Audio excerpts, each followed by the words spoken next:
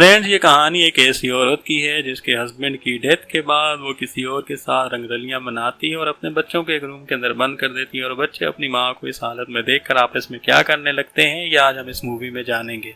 अगर आपने मेरा चैनल सब्सक्राइब नहीं किया तो जल्दी से इसको सब्सक्राइब कर लें।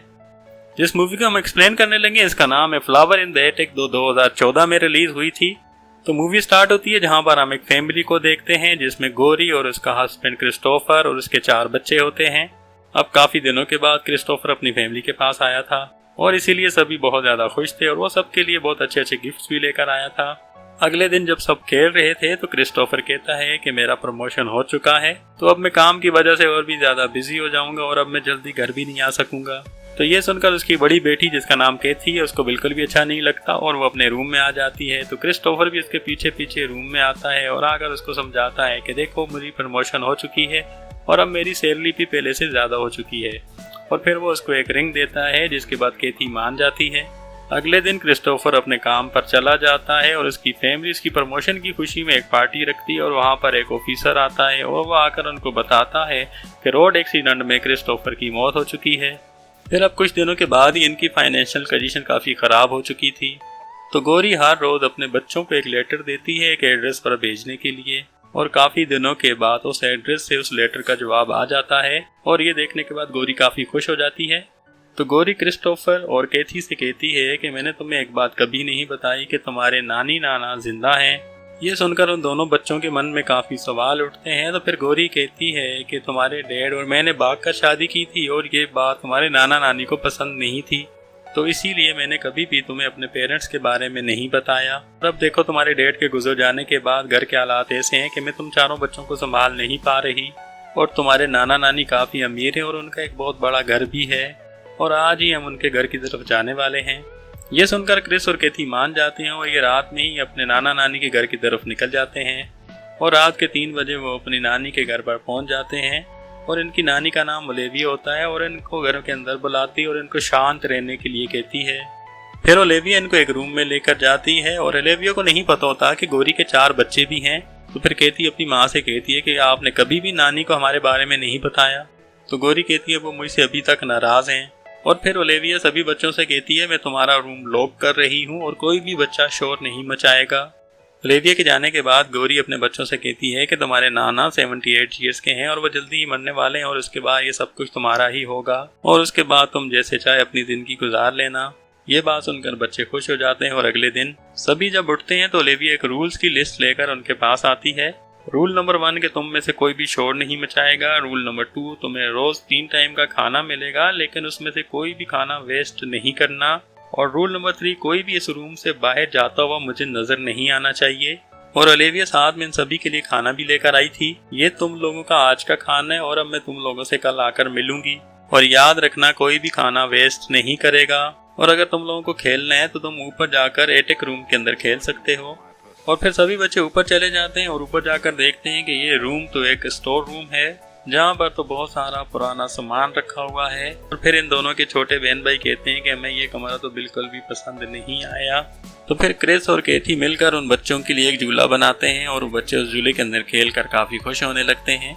फिर खेलने के बाद नीचे आकर ये दोनों छोटे बच्चे खाना खा रहे थे और साथ मस्ती करने लगते हैं और कुछ ही देर में गोरी उनकी माँ वहाँ पर आ जाती है। वो इन्हें चुप करवाती है लेकिन इनका शोर ओलिविया सुन लेती है। तो अब ओलिविया गोरी को अपने साथ लेकर बाहर जाती है और कुछ देर के बाद गोरी को वापस अंदर भेज देती है रूम के। तो उसका छोटा बच्चा अपनी माँ से कहता है कि मुझे इस घर में नहीं रहना। गोरी उसको समझाती है लेकिन वो नहीं मानता। तभी वहाँ पर वापस ओलिविया आती है और कहती है शोर करना बंद करो। तो गोरी की छोटी बेटी को गुस्सा आता है, वो चिल्लाने लगती है और उसका छोटा बेटा जाकर अपनी नानी के पाँव पर काट देता है। और ओलिविया को ये सब देखकर काफी गुस्सा आता है और उन बच्चों को मारने लगती है। तो फिर गोरी कहती है अगर आप मेरे बच्चों को इस तरह से मारेंगी तो मैं यहाँ से चली जाऊंगी। तो ओलिविया कहती है हाँ यहाँ से चले जाओ, मुझे इस बात से कोई फर्क नहीं पड़ता। और फिर ओलिविया गोरी को कहती है तुम अपना टॉप उतारो। तो जब गोरी अपनी टॉप उतारती है तो हम देखते हैं कि उसकी पीठ पर काफी ज्यादा निशान थे। दरअसल अभी थोड़ी देर पहले जब ओलिविया अपनी बेटी को साथ लेकर बाहर गई थी तो उसने इसको मार मार के इसकी पीठ पर जख्म बना दिए थे। तो फिर ओलिविया उन बच्चों को कहती है अगर तुम लोगों ने वापस शोर मचाया तो तुम लोगों का भी मैं यही हाल कर दूंगी। तो ये सुनकर और अपनी माँ की हालत देखकर ये बच्चे काफ़ी डर जाते हैं और ऐसा करते हुए फिर इनको 1 महीना गुजर जाता है और 1 महीने के बाद गोरी अपने बच्चों से मिलने आती है। तो उसकी बेटी केथी पूछती है कि मम्मा आप इतने दिनों से कहाँ पर थी। तो गौरी कहती है मैं तुम्हारे नाना के पास थी, आजकल मैं वो सब कर रही हूँ जो मेरा सपना था। मैं घूमने भी जाती हूँ, मैं हॉर्स राइड भी करती हूँ, और ये देखो मैंने कितने प्यारे कपड़े भी पहने हुए हैं। और फिर कुछ देर के बाद गौरी वापस चली जाती है और यहाँ पर क्रिस और केथी आपस में बात करने लगते हैं कि आखिर ये मोम को हो क्या गया है। फिर केथी कुछ देर के बाद रूम से बाहर जाती है तो उसकी टक्कर ओलिविया से हो जाती है। तो ओलिविया उसको कहती है मैंने मना किया था रूम से बाहर मत निकलना, मुझे ना तो तुम लोग पसंद हो ना तो तुम्हारे डैड पसंद थे, तुम सभी एक शैतान के बच्चे हो। ये सुनकर केथी बहुत ज्यादा उदास हो जाती है। और फिर से कुछ दिनों के बाद उनकी माँ गौरी वापस आती है और इस बार वो इनके लिए बहुत सारी चीजें लेकर आई थी। तो केथी काफी गुस्सा थी, वो अपनी माँ से कहती है कि हमें अभी के अभी यहाँ से जाना है। केथी कहती है कि नानी ने मेरे डैड को एक शैतान कहा और हमें शैतान के बच्चे कहा। तो गौरी कहती है कि नानी तो बस तुम्हारे डैड और मेरी शादी की वजह से नाराज हैं। लेकिन केथी के सुनकर अपनी माँ की बात नहीं मानती और बार बार यहाँ से जाने की जिद करने लगती है। तो फिर गौरी अपने बच्चों को बताती है कि ये सब इसीलिए हो रहा है कि यहाँ आने से पहले तुम्हारे नाना ने एक शर्त रखी थी कि मेरे साथ क्रिस्टोफर के बच्चे नहीं होने चाहिए, तो इसीलिए मैंने तुम्हें यहाँ पर बंद करके रखा हुआ है। ये सुनकर केथी और ज्यादा मायूस हो जाती है। अब अगले दिन इनके घर पर एक पार्टी होने वाली थी, तो गौरी केथी और क्रिस को एक जगह पर छुपा देती है ताकि वो वहाँ से पार्टी को एंजॉय कर सकें और देख सकें और इनको कोई देखे भी ना और किसी को पता भी ना चले। और अब ये दोनों बच्चे बैठकर पार्टी को देख रहे होते हैं, जहाँ ये पहली बार अपने नाना को देखते हैं, जहाँ अचानक गौरी अपने डैड को किस कर देती है। तो गौरी के डैड उसको एक नेकलेस देते हैं जिसको पहनकर गौरी बहुत ज्यादा खुश थी। और गौरी को खुश देखकर ओलिविया काफी उदास हो रही थी। और कुछ देर के बाद देखते हैं कि गौरी एक आदमी विंसलो के साथ होती है और तब इन दोनों को किस करते हुए केथी और क्रिस देख लेते हैं। क्रिस केथी को वापस रूम में जाने के लिए बोलता है और खुद हर एक रूम में जाकर वहाँ की चीजें देखने लगता है। थोड़ी देर के बाद गौरी केथी के पास आती है और वहाँ देखती है क्रिस नहीं होता और ये देखकर वो बहुत ज्यादा गुस्सा हो जाती है। तभी वहाँ पर क्रिस आ जाता है और गौरी उसको थप्पड़ मारती है। अब अगले दिन ये सब डिनर पर मिलते हैं और जहाँ पर गौरी कहती है कि विंसलो मेरे पीछे पड़ा हुआ है। और अब कुछ दिन बीत जाते हैं और एक दिन गौरी केथी को पहनने के लिए कुछ कपड़े देती है और केथी उन कपड़ों को पहनकर देख रही थी और तभी वहाँ पर क्रिस आ जाता है। और ये दोनों यहाँ खड़े थे और अचानक वहाँ पर ओलिविया आ जाती है और उन्हें एक साथ देखकर उनके बारे में गलत सोचने लगती है। और इस बात से ओलिविया काफी गुस्सा हो जाती है और वो कहती है कि केथी को कि अब तुम्हें मैं सजा दूंगी, तुम अपने बाल काटो। लेकिन यहाँ पर केथी और क्रिस ऐसा कुछ भी नहीं करते। और अगले दिन जब सुबह केथी उठती है तो वो देखती है कि उसके बालों पर किसी ने केमिकल डाल दिया था, जिसकी वजह से उसके आधे बाल खराब हो चुके हैं। अब ना चाहते हुए भी क्रिस को केथी के बाल काटने पड़ते हैं। और अब देखते ही देखते 5 महीने बीत जाते हैं। 5 महीनों के बाद गौरी वापस अपने बच्चों से मिलने आती है। तो गौरी कहती है कि मैंने विंसलो से शादी कर दी और 5 महीनों तक मैं हनीमून पर थी। ये सुनकर क्रिस काफी गुस्सा हो जाता है और गौरी से कहता है कि आपके 4 बच्चे हैं, फिर भी आपने विंसलो से शादी क्यों की। ये सुनकर गौरी कहती है कि मैंने जो कुछ भी किया है तुम लोगों के लिए ही किया है, और ये बोलकर वो वहाँ से चली जाती है। अगले दिन ओलिविया सबके लिए डोन्स लेकर आती है। केथी को डोन्स बहुत ही ज्यादा पसंद थे। तब क्रिस केथी से कहता है कि मैं यहाँ से निकल जाऊंगा, मेरा नाम भी क्रिस्टोफर है जो कि मेरे डैड का था। और ये सुनकर ओलिविया को काफी गुस्सा आता है और क्रिस को कोड़े से मारने लगती है। मारने की वजह से क्रिस की पीठ पर काफी गहरे घाव हो जाते हैं और अब केथी उन पर मरहम लगा रही थी।